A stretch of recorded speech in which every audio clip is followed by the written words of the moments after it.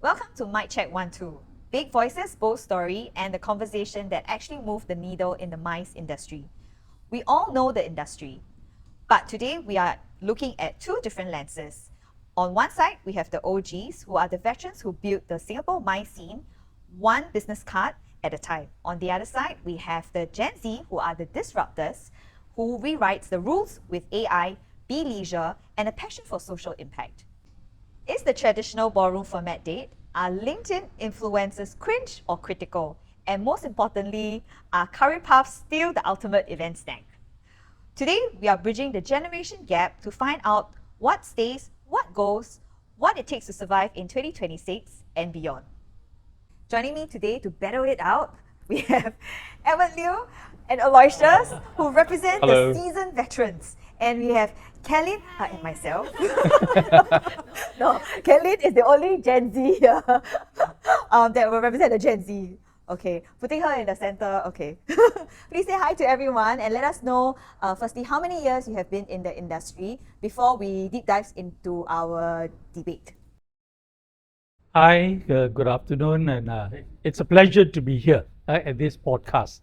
I'm Edward Liu, and I started organizing events way back in 1977-78.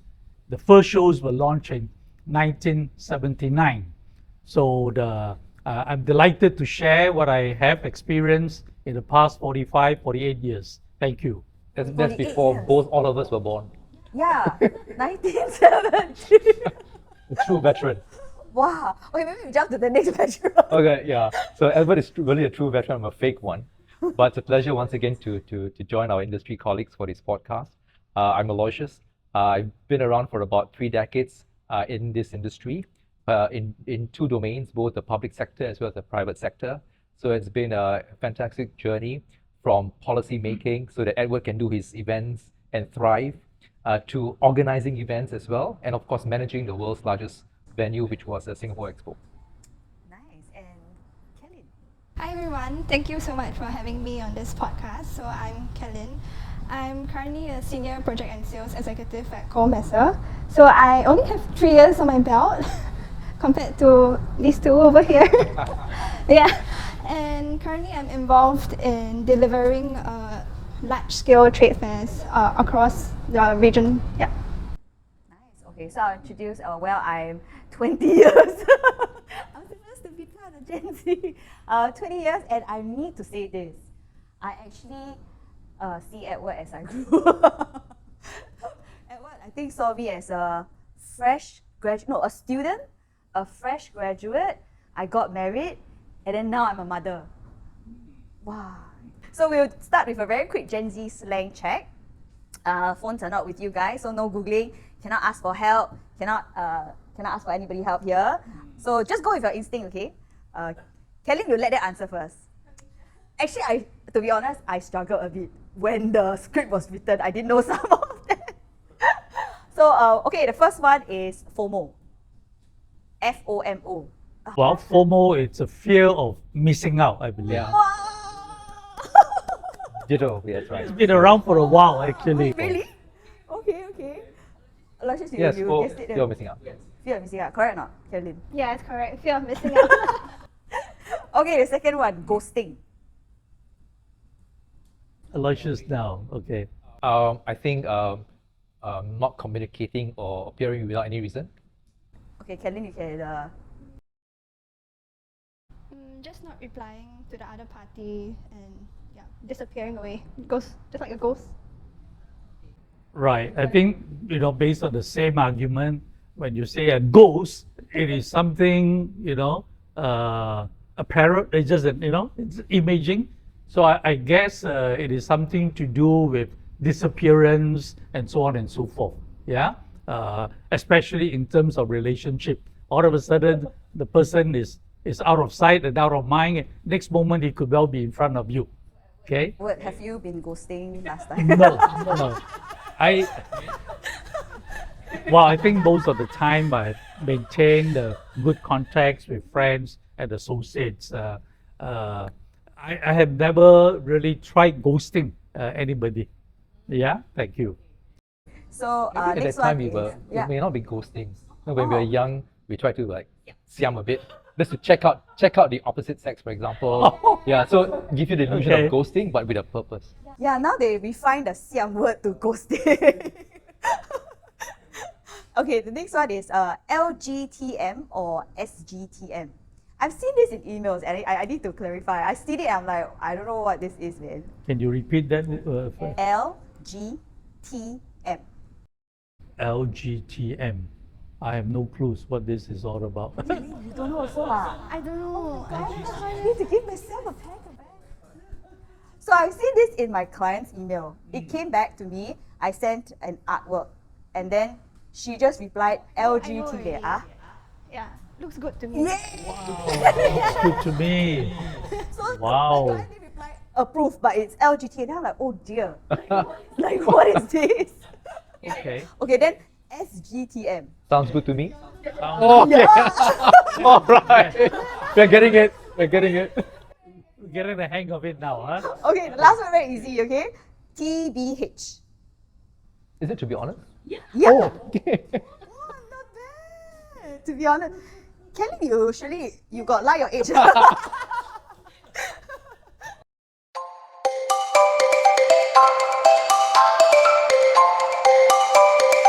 We have come to the next segment. We have briefed the preview of what Gen Z and OG in MICE understand. So let's deep dive to an activity that it's called this or that.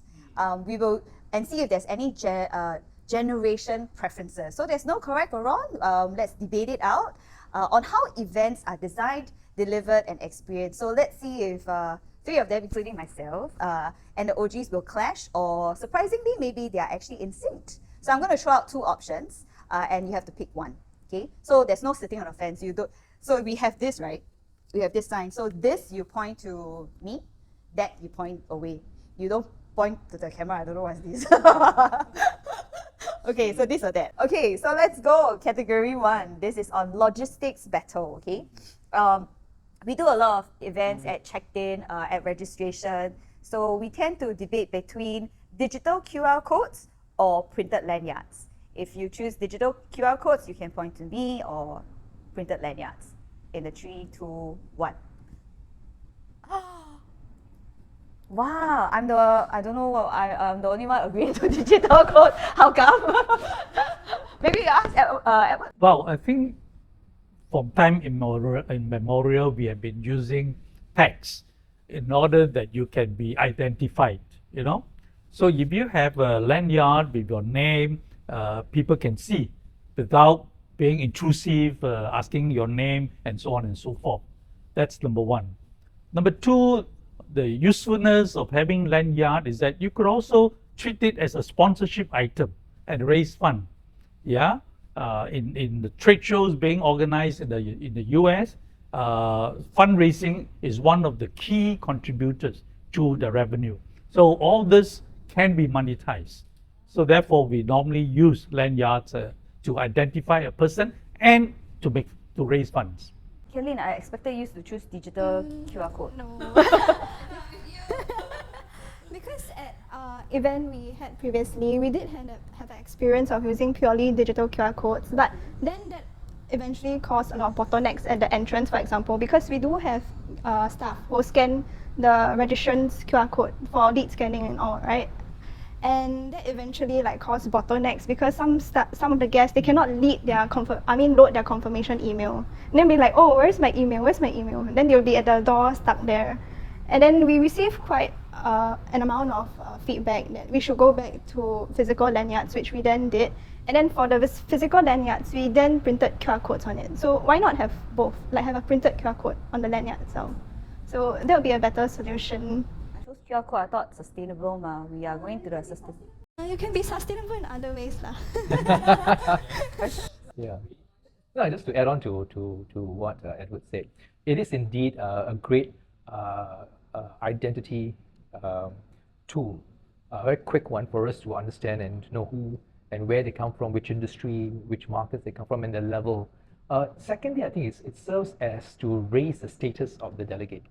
So as you know, there's a visible sort of identification to know, oh, this guy is a VIP, this guy is a gold sponsor, or this guy is a veteran, especially in conferences. You know, people want to know whether they are a certain gold platinum club, for example, so that for people want to know, I think I want to maybe make the connection, build network. So it's really easy for them to facilitate networking. Yeah, but it doesn't, I would say, negate the point of QR codes, because registration wise, you would have done so. So you would know in terms of the database development, you have captured that. So it's really a great a visible identifier. Okay, interesting. Well, the next one is also on tech, right? All-in-one event app or printed pocket guides. All-in-one event All-in-one app event or apps or printed. Oh, sorry. Okay, this one we are all in A sync. bit We are all in blur lah. sync. I guess maybe we ask Edward, like, you agree with the app, not pocket? Like, info in hand. Yeah, I think under the current circumstances where most of our daily life is now very much digitized. So I think it is useful to have it done on the digital basis, because on the other hand, I think to print a directory, it's really outdated. I think we have stopped printing directories for the longest time. Yeah. Okay, I totally agree on this. I think the event app is the most sustainable way to go. The next one is about connections. Okay, so LinkedIn requests or personalized email. Okay, 3, 2, 1. Yes, we're finally aligned, Gen Z. Okay, so we start with Aloysius. Personalized email. You know, whenever we are at events, right, we've got our lanyards, we've got the all-in-one app, we would capture the key data points, what social media you're on, and basically your background information. But when you want to make that connection, you want to be authentic. You want to personalize that email to say that I'm with you. I'm not going into a typical universal search process. So depending on who you engage, it's important to be authentic. And I think the personalized emails capture the essence of it. And I think it will give you a good start to building that relationship.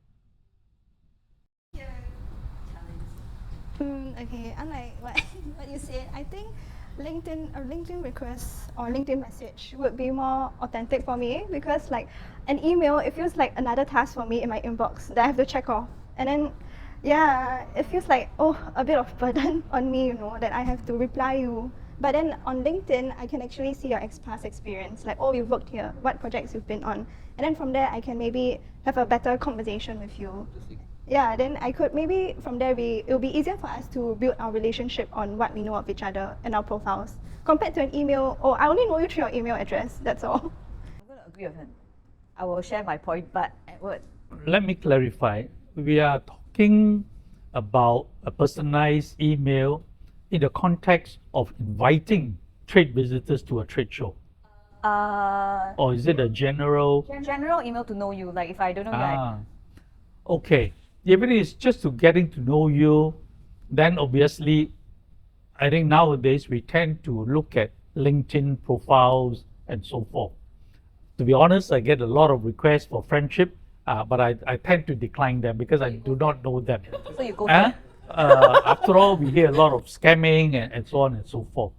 But if someone were to write to me by email, okay, I can also read the email and listen to what he or she has to tell me about. Well, if I think that the subject matter is of interest, I will respond. But if the subject matter is of no interest and basically asking for me to purchase the services and so on and so forth, then obviously I will decline. But that said, I think it's easier for people like us at a senior stage look at email rather than scroll through the LinkedIn and so on and so forth. Because honestly, there are hundreds of messaging in the email. It's very difficult for us to sit down and start screening, looking every profile, every messaging that comes to LinkedIn. I think there's two purposes of a LinkedIn message and as a personalized email. I agree with Aloysius that like after you get a business card, a personalized email actually matters more because it's a follow-up to our conversation that we had face-to-face. But I said LinkedIn if it was a cold call. One is because I am able to, like you said, go and keep who that person is, see what your background is, and if there's any connections. And that connections, I will then go ask my connection, that the same mutual one, if I know this person, is this person legit? Is this event invite actually legit, or is it a scam? I think both have different functions, and as mice, we just have to use the right tools for the right purpose, and not think that it's just Gen Z say LinkedIn, then just all LinkedIn. Yeah. For cold calls, right? And if you're sending via LinkedIn, right, if you don't get a reply, what is the reaction from you guys? Just move Just on. move on. Okay. Yeah, you're right. I'll No just hard move feelings. on. No hard feelings. Yeah, that means I didn't target the person correctly. Yeah, too bad. Yeah, or otherwise I actually look at the connection and then I'll go look for the connector. Yeah.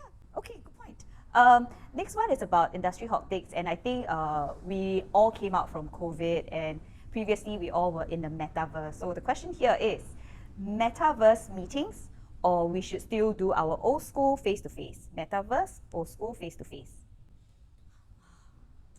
No wonder we are in the mice industry. So it's called Metaverse, M-A-T-T-E-R. The meta. The meta. That matters. Yeah, metaverse. But I think that's why we are all back The to industry. face-to-face events, and we really appreciate it, lah. Well, essentially, we are really social creatures. Yeah. So it's inherent in us for us to meet people, even though whether it's linking, but we still want to have that. And you can't drink or have a couple It was of really things hard. like that online. Yeah, it was really hard. Yeah. And I think the old school back-to-back is face-to-face is still important. Yeah. The mantra of all our organizations, MICE, is face-to-face. That is really the fundamental purpose of trade shows and conferences, where we want to meet face-to-face to establish the connectivity and subsequently to build up a relationship and trust, and therefore you can do business once you have acquired the trust factor. Okay. I will ask the last question on the generation bridge. So we all are into the AI and we rely on it for efficiency. So would you choose at an event, if there is a helpline, would you go with the invisible AI assistant or the face of the event? Like literally somebody would pick up a phone or actually respond back.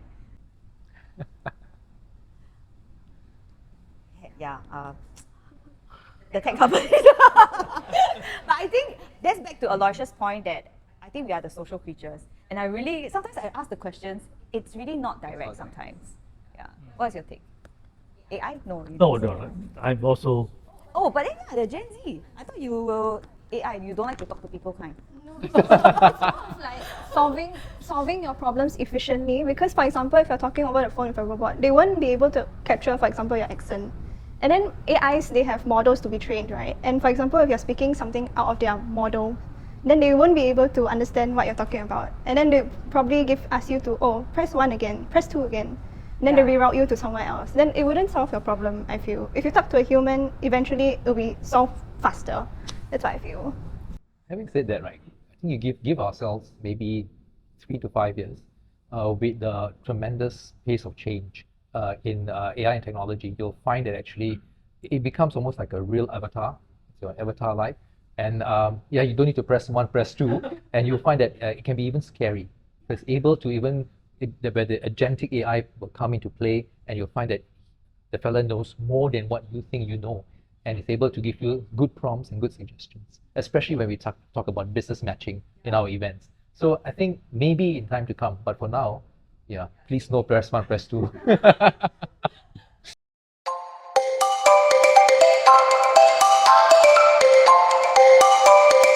So now let's move on to the deep dive questions. We'll start with the first question. Newbies often talk about purpose, flexibility, and fast growth, and it's something that we also discussed in our episode 1 of talents. But then the OGs, I need to say now we, grew up with valuing stability, experience, and loyalty. Which approach is more effective for building a long-lasting career in MICE? So I'm going to start with Edward here. Maybe you can share with us what kept you motivated in your earlier years of career. Well, I come from a different era, as you well aware. You moved to. Really, in the 70s, there were very, very few players in the mice industry. In fact, some came in by accident.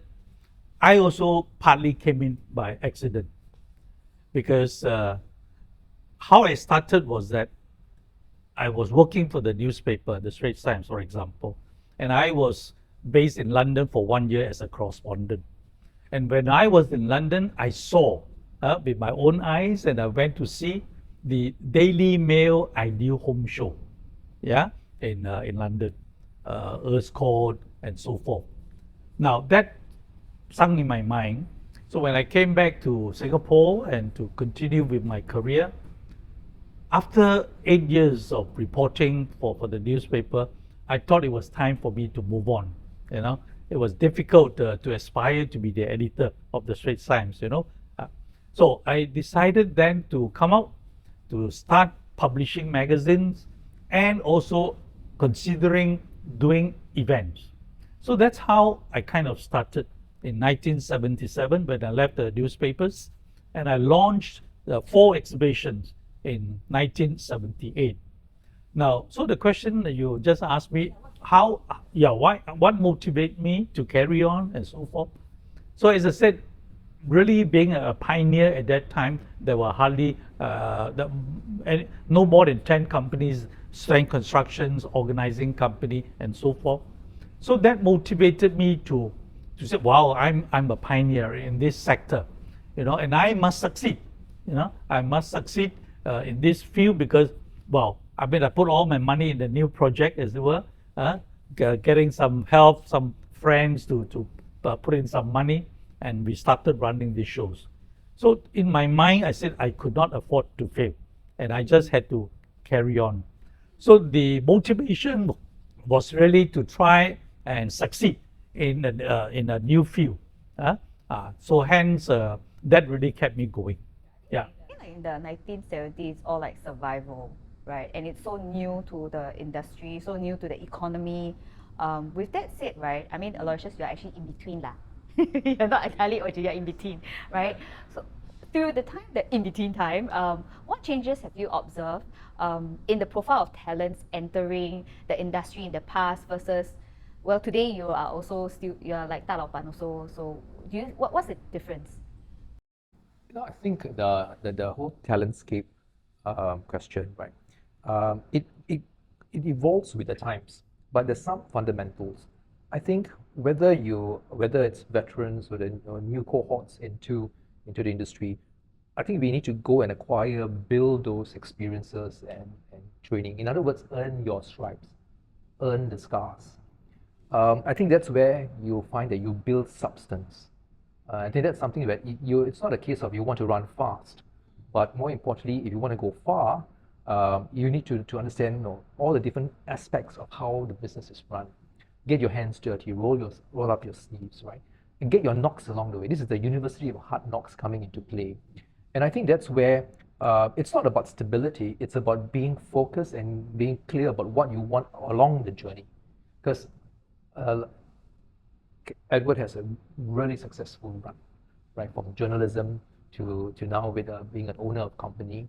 And I've had the benefit of seeing how, as a nation, we have to evolve policies and developments and the like, investments to become enablers and support the growth of industries. From the private sector, we have to rethink what are the businesses we have to pivot into as competition intensifies. What do we need to do? So if you have not gone through doing events or really working the ground, you will not appreciate what are the nuances and what are the things that you need to do to prioritize and move. So I think that's where you'll find that, as I said, it's a journey. You build your expertise and your experience to give yourself substance. And secondly, eventually you'll find that your purpose will emerge. Because purpose with substance is what gives meaning. I think that's something which I think is a journey where it doesn't matter whether you are OG or NG, right, or in between. But I think that's a passage of it's a rite of passage that one has to go through. Yeah, I always tell like my new team members that come on board and join our company. It's, in this events industry, it's very fast, so you can be tired very fast too. But it's actually a marathon. Like you said, life is a journey, the career is a journey, but ultimately this is a marathon. You sprint very fast, you get very tired very fast. So a marathon, you take your time, but you see your end goal, like what you just shared, right? So Kellyn, like from a newbie, like you are 3 years in the industry, right? Your marathon just began. I think you're already at 100. Yes. No, I'm sure you have 50 meter. In the 2.4, yeah, I think you have 50 meter. So what do newbie value most when joining a MICE role today? I think the main thing will be about growth and a career path within the MICE industry, because if your career path is not very clear, you're not aware of the opportunities that would be given to you, then you wouldn't be that driven to want to reach to that point of that whatever path you want to take, right? So I think that is what mainly newbies or Gen Zs would value most, would be the opportunity for growth. If there's no opportunity to grow further within, for example, one event, maybe we would consider to go to a different type of event like trade shows. Yeah. Sure, you think about like growth, but like, what do you mean by growth? Is it monetarily? Is it position? Of exposing myself to different opportunities. Like for example, the company I'm in, right? I'm given the privilege to actually travel to different trade shows to help out with my exhibitors. For example, we have a show called ISM Middle East, and we do have a few Singapore companies there, like 5 companies. And then the company gave me an opportunity to travel to Dubai by myself and service these exhibitors. And I got to learn more on site. And then it also exposed me to other roles that's available within the show itself as well. Okay. Yeah. Okay. May I chip Yeah, of course. Based on my experience, I often tell my young colleagues, young recruits, newbies as you call them, that they need to spend at least 2 years to really understand the basic and the fundamentals of trade show management. Because you have so many things to learn. You have project management as such, then you have to be familiar with marketing, public relations, and then operations, not to mention admin and finance, you see. So in order to acquire all-round knowledge, you need to spend at least 2 years. But after 2 years, if you are still quite, on the ball, then you will be stabilized, as it were.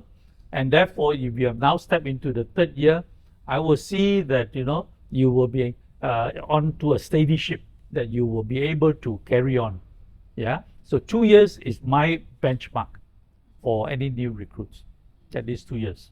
Yeah. Let me expand on that point. I like what Kellyn also mentioned about exposure. I think that's extremely critical. In today's world, adaptability is very key. I think one needs to be, I would say, sensitive to what are some of the industry dynamics. So some of the, I would say, the fundamentals, right? You need to know KYC, know your clients. You need to know what exactly are they looking for. Why are they participating in an event, right? Why are they sending you to Dubai? What are they looking out for? I mean, these are very basics that you need to understand, but those needs evolve. Not because they are evolved for evolution's sake, but because in response to the changing operating environment. So hence, we too will have to adapt, which is why we see there's a rise in a different event fragmenting. You have festivalization, you have convex, you have the pure trade shows, you have conferences, but these are basically your toolbox. How you, I would say, engineer them and how do you orchestrate them in order to meet the needs of the client, needs of the customer, that's key. So I think that's where, going back to Edward's point, understanding the different facets, whether it's operations, sales, finance, and the like, it helps you be a better person at the end of the day to delight your customer. And it's also not just, I guess, waiting for the opportunity, but also grabbing the opportunity and looking for it. You can't just sit there and like, okay, my boss will see me at 2 years, the opportunity. But I say that you really need to go out and grab it and show interest with purpose. Because you mentioned about purpose. If you don't see a purpose, like you going to Dubai, if you don't see it as a purpose, you will dread it, right?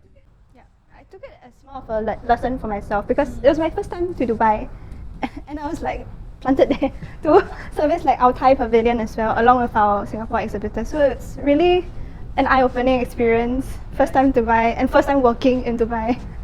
Yeah, I remember the first time my boss threw me to Qingdao Island to do a golf. I don't even play golf. He told me I only know 18 holes. But it's only when you are there by yourself, you really, and I don't really speak perfect Chinese. So it was a good experience. So I could resonate with you like when you talk about that. Okay, so the next one, let's talk about technology and event innovation. Well, I grew up with pager. Pager, the telecom one, the number one. You want to like say I miss you to your boyfriend, you still have to go to a payphone and then you give the number. So I grew up with pager, but the newbies here grew up with digital tools and social media as their second nature. While three of us have seen events transform from analog to hybrid, and then we all agree that face-to-face is still better, right? So who drives innovation better? The fresh perspective or the wisdoms of OGs? You really need to have both the digital tools as well as your traditional, if you want to call it, face-to-face. I think the idea here is how you want to use the tool for what purpose. Different strokes for different folks at the end of it all. And when we look at whether it's Instagram worthy, the purpose is that you want to make sure that you design your booth so it creates the brand value, right? So that people, when they take, okay, this is something I want to do it. So you need to also bear in mind, what is this designed for? But at the same time, you also want to use technology to better match. Because at the end of the day, trade shows and many events, at the end of the day, it's buyer meet seller. So the question is quality buyer meet quality seller, right? So you want to really understand that. So that's where when you have your database, you have different algorithms to really make that match as best as you can. Because at the end of it all, you want your client, you want your exhibitor, you want your sponsor to keep coming back, because it's still a commercial enterprise. So you want to make sure that you bring value to the table and you demonstrate value. Today's technology enables you to do more than ever. So I think that's where when we look at tools, it's not an either or. It's how you, I would say, create a blend in order to meet the needs of your partner, your customer. So I think the exhibition sponsors actually matter, and then brand positioning and brand visibility over, and then putting it as a mix.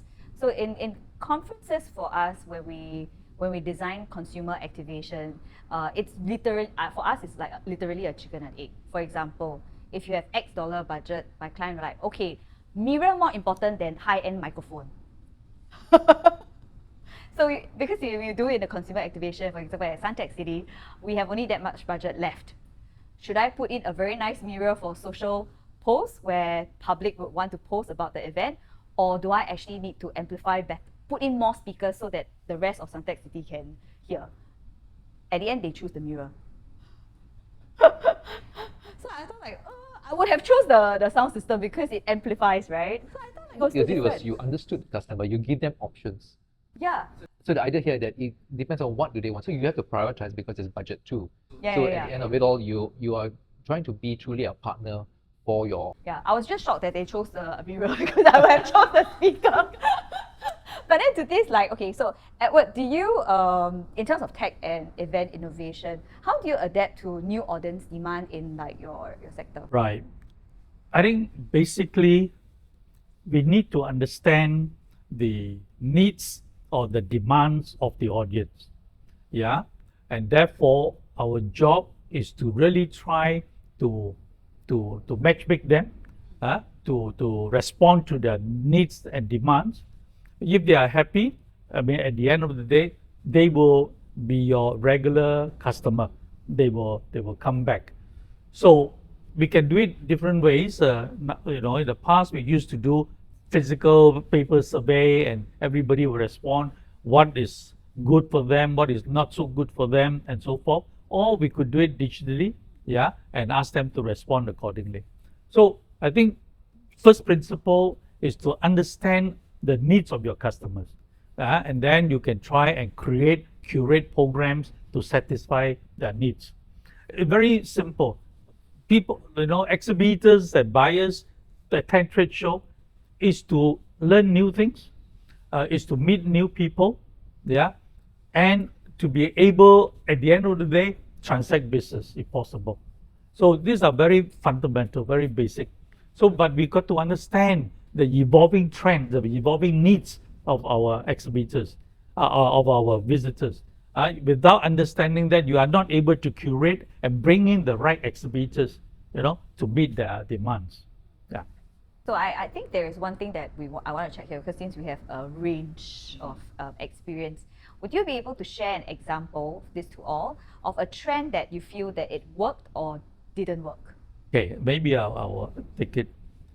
I think earlier you alluded to the COVID period. That period was very challenging.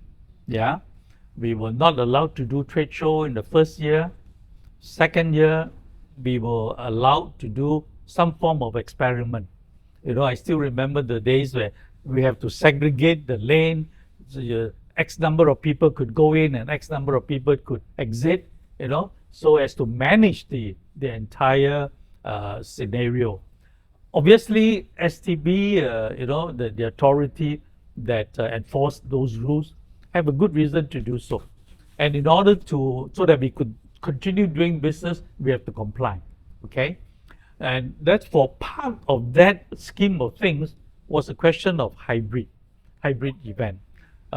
Live shows, and at the same time, we were supposed to be able to capture it digitally and broadcast it globally.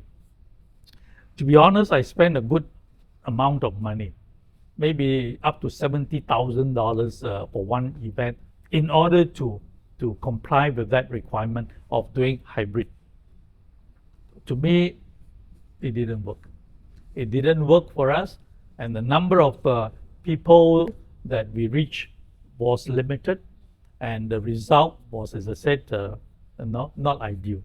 So to me, therefore, hybrid, I still think that it may not work going forward. All of us in the trade show business prefer face-to-face, be able to shake a hand, look you in the eyes to see whether, you're telling me the truth, and so on and so forth. Okay? Yeah. Okay. Okay. So as I said, what works would be that you really need to curate programs, experiences for both your exhibitors and your buyers. I think going forward, I think earlier we talked about festival experience and so on and so forth. Those will come to stay. But if you talk about hybrid, I think that is something that I would not be very, I don't think that it will last forever. Yeah. How about you, Kellyn? I'm not sure if the use of AI is a trend, but for TIFEX and Noga Asia, the event I'm working on, we are using AI as a tool with business matching with our hosted buyers and exhibitors. So that definitely helps our hosted buyers to connect with the right exhibitors, because for a different event that I was working on, at that point, they didn't implement AI business matching. I was the one who business matched the exhibitor and the buyer together. So it was a lot of work on my end. Like, I had to see what they want, and I see which exhibitors offered the following items. So with that rise in AI to help these manual tasks, it definitely lessens my workload and definitely connects the buyers to the right exhibitors. So that would be my take on it. +1 you on that. That AI, I think, provides efficiency, but not necessarily do everything for us, but use it correctly for the right purpose, because ultimately you still have to QC, right? Yeah. Aloysius? I think for your question about what trends work and didn't work, one of the things that we've been, I would say, exposed to quite significantly was the whole digital spectrum that we're talking about.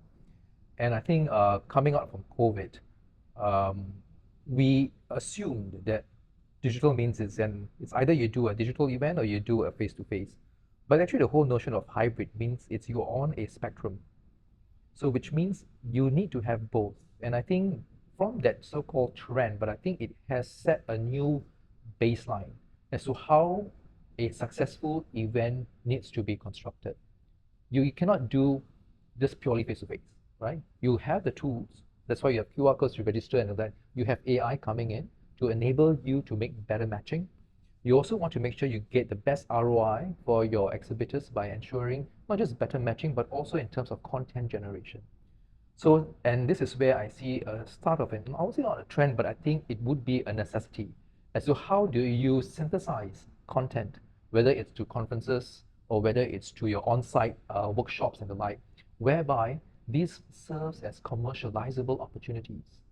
I think that's something we need to think about using the technology. And I think when going through COVID and coming out from that, it helps to broaden our minds, and we should broaden our minds to think, how should we define hybrid events?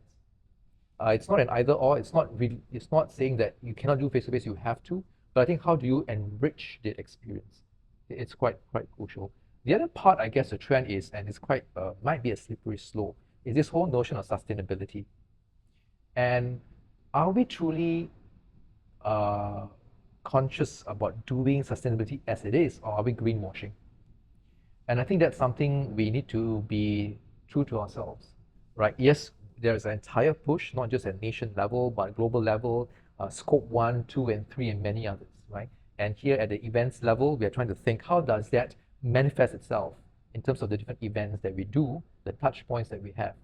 But I think at the end of it all, it's to be clear, what should be your I would say, the efforts that define your sustainable event. We are trying to, I would say, homogenize it by having protocols, benchmarks, and the like that guides you through. But at the end of it all, you still have to listen to your customers, right? So there is a certain trade-off that you have to do. So at the end of it all, when you look at trends, I think we just have to be circumspect and be mindful that we want to make sure the trends, we capitalize on the ones that help us do our job better, which is to meet the needs of our customers. When you say about the trends, I like how you put it that in the first place when you said a toolbox, creating your own toolbox. And I think trends through the 70s, the 80s, the 90s, and then now like the Gen Zs, or even like my daughter's the Gen Alpha, it's when we go through these generations, it's just putting everything into the pocket, right? Put it into your toolbox, Aloysius toolbox. Everybody go get Aloysius toolbox. But this toolbox, and only when the right moment or the purpose, you take out the right tools to use it.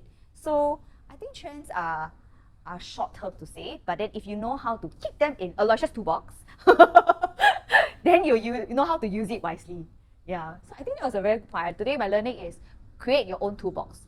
Otherwise, ask Aloysius for toolbox. One of the things I can share, back in 2015 thereabouts, when I had a good opportunity to work with MAS on creating the Singapore FinTech Festival.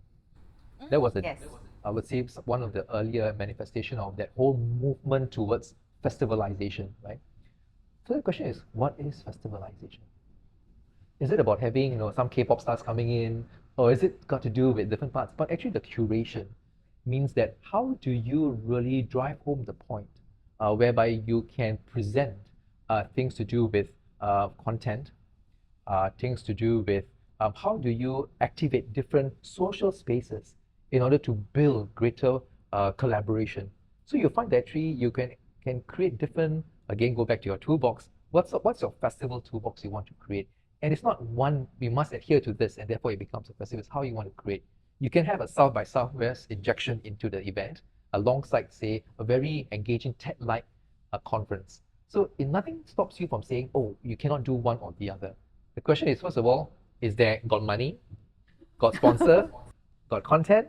Then you do something really cool. So I think that those are things where we look at the whole notion of festivalization. How does that translate into it? Right? So I think that's something we need to be, going back to my earlier point about adaptability. Right? I think here we need to go with the groove, find the groove, so that you can really create that magic. Yeah. Can I come back to point raised by Kellyn? The use of AI for business matching. I mean, from my perspective, before the so-called advent of AI into our MICE industry in the last 5 years or so, I think quite a few of us have been studying and implementing other software in order to help us effectively produce business matching. So, but I have tried working with a couple of IT companies, in fact, pay them to curate, program for us. But honestly, again, it didn't really work out. So I am really very interested to know how AI could really do it for us effectively. Because if it can, then I think a lot of our problems will be solved. Because at the end of the day, we want a good match between exhibitors and the buyers. So if we have a good set of databases, yeah, and we go through the AI system, and voila, they really do all these algorithm in place and be able to match make all our exhibitors with the buyers, that would be the key solution. Is that something that you Yeah, are now so- doing? So for Yeah. Typex Another Asia, Yeah. when we get our hosted buyers to register, right, we'll ask them, oh, what products you are interested in, what products you want to source from, which countries do you want to source from. So with that data, we will then somehow match it with the exhibitors' data, like what are they exhibiting, which countries do they come from. So that those data, the AI somehow will match them to the appropriate ones, and that's how it So works. it's very Yeah. effective. Yes. Yeah, actually, I've seen that AI demo before about business matching, and it seems quite accurate. Yeah, I'm loving this podcast because now Edward's learning from Kellyn, and this conversation is going to carry on after the camera says cut. But let me just close off by the fact that I think we want to talk about success, but success is measured very differently. In the past, in the past we measure success by the delegate count. Oh, that means so many people means very good, right? And lead generation. I just want to check and hear your opinion about how do you think you measure success now in this new time? Let's minus away the dollars lah. I mean, we are all business owners. Dollars is definitely, because I'm an entrepreneur too. Sponsorship is. But other than that, what is the other success that you're measuring? No, I think frankly, from a commercial basis, most organizers that are companies that are listed or privately, the dollars and cents is a key decision maker. Yeah. So now, but that again, what can contribute towards dollars and cents and measure the amount of success? Recently, I was at a conference in Wuhan, in China, last month, and I heard the story about the gas tag. The gas tag organizers, which is DMG, apparently they spent $5 million just to construct a complex to accommodate meetings, private meetings between the buyers and exhibitors. $5 million. And therefore, and of course, I assume it will be torn down after the meeting. So the question is, to them, frankly, that is a huge success. Thousands of people really queue up to come and have this kind of meetings, and all the exhibitors were prepared to pay big sum of money in order to rent a room in those the five-story building that they built just for that meeting. So when I heard it, I said, wow, that's really, the pinnacle of success as far as I'm concerned.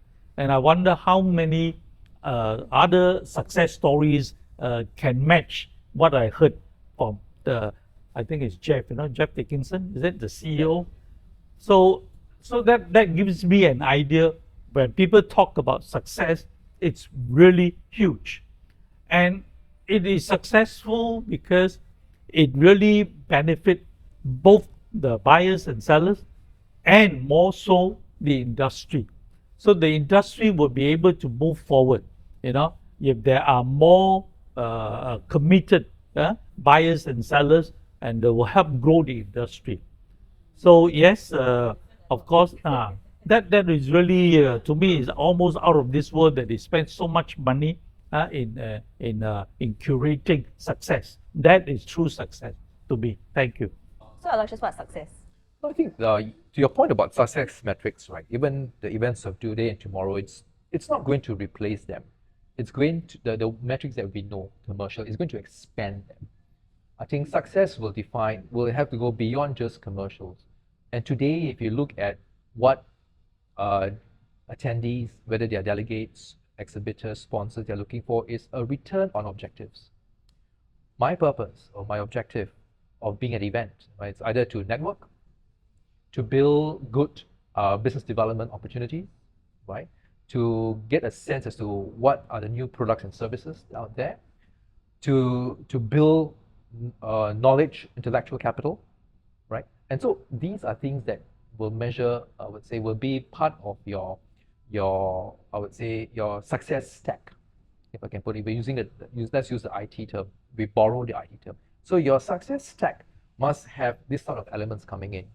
Whether it will cost 5 million and it's being paid for it, or you create, you're using AI to create a very plug and playable analysis of the content that's being generated, or you create a very spooky business matching because, whoa, you know me more than I know myself, and you can match me. For some others, these will be the metrics of success. So it expanded it. So the question for us as organizers is for us not to be too, I would say, fixated with that. It's not to say the commercials are the one and only, it is necessary, but you want to enrich them. Because at the end of the day, any actor in an ecosystem wants to be connected. They want to be part of a global community, right? And that would mean if the community in that industry demands that you have to be sustainable, then you want to make sure those elements are featured in the events that have those industry themes, or it requires some of the other, say we talk about business matching or a little bit more insights generation.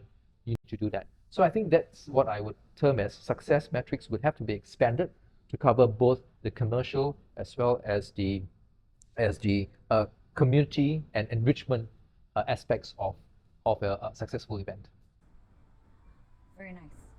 I will sum it up, but Kellyn, what do you have? I just want to say Your I measurement. learned a lot from the veterans. I don't know. Okay, everyone, we have earned our water and our kueh. I want to hear yours before I'll start mine. I think like what he said, success is really more. I think for events wise, because it's still a business at the end of the day, right? So we would still have to look at the numbers, like how many delegates, how many trade visitors, if your exhibitors are still happy with the show or not, how much did they earn from the show, what's the ROI? So I guess in summary, yeah, those basic metrics of a show. This success is like a 主成高, like you talk about the stack, right? Where I see is the fundamentals coming from the veteran that money and commercial value is important, that's measure of success. And you have all the other intangible ones that actually we need to factor in as well. And then the cherry on top, you still agree with that? Within the commercials. I don't know how to add. No, but it's a good mix. And we see that through the generations of being in the industry, 50, no, I can't count now, 60 years? 45. 45 years. Started at 70. Oh, yeah. 45 years, and we have 30 years. 30 and 3. So total is 30 years, 18, 20 years, 20 years, and we have a good mix. And this 主成高 of success is actually all in a stack. And it comes back down to the cherry on the top, which, well, our Gen Z say is still commercial. But in between, you need the feelings, right? No, before you close, if I may just last comment from me. Now, I agree and concur with what Aloysius has also mentioned. You see, while the success to the commercial enterprises, the organizers, is measured in dollars and cents, that is one part of it. I think I mentioned only my tail end, but let me elaborate. At the end of the day, the industry or the community must benefit, because you cannot, organizers like us cannot squeeze the profit out of the industry players, but we have to give back. We have to ensure that there is improvement, development in the industry through the community. So there must be always the advancement. Then you will see the success of our events. You see, basically, trade shows, they are enablers of the economic development. Yeah, and hence, I believe so much in it because I could see the events that we organize has helped to develop the economy. And therefore, when you have a strong economy, you get good jobs. The government has also been talking about it. But yes, at the end of the day, it is a good life for all of us. Yeah, through good trade shows that we all put together. Thank you. I think like through success and all, ultimately is giving back what Edward said. And we asked about success of an event, but as a successful individual, I think all of you here are successful in your own way by giving back your time to the industry and sharing your experience with the rest of the members and also stepping out. Kellyn, thanks for stepping out of Thank you your so much. comfort zone. And that's truly success also, because from learning from the panel here, and we're learning from you too. Edward's going to call you later. Sorry. Yeah. But this has been truly a very rich conversation, hearing perspective from the different career stages, while reminding us of the roles may change, curiosity, adaptability, passion still remains constant in the mice industry. So thank you, Edward, Aloysius, Thank you. and Kellyn, for sharing your experience Pleasure. so openly. So to our listeners, whether you're in your early stage of your career or many years already in, we hope that today's conversation can give you fresh insights and new perspectives. So if you enjoyed this episode, don't forget to like, share, and subscribe, and continue to comment in our section below of topics that you are interested to know more about, and we'll bring in more industry experts to be on this panel. Or if you've got anyone you would like us to invite, please drop the comment below. Other than that, this is end of today. Thank you for watching Mic Check 1, 2. Bye. Thank you. Bye.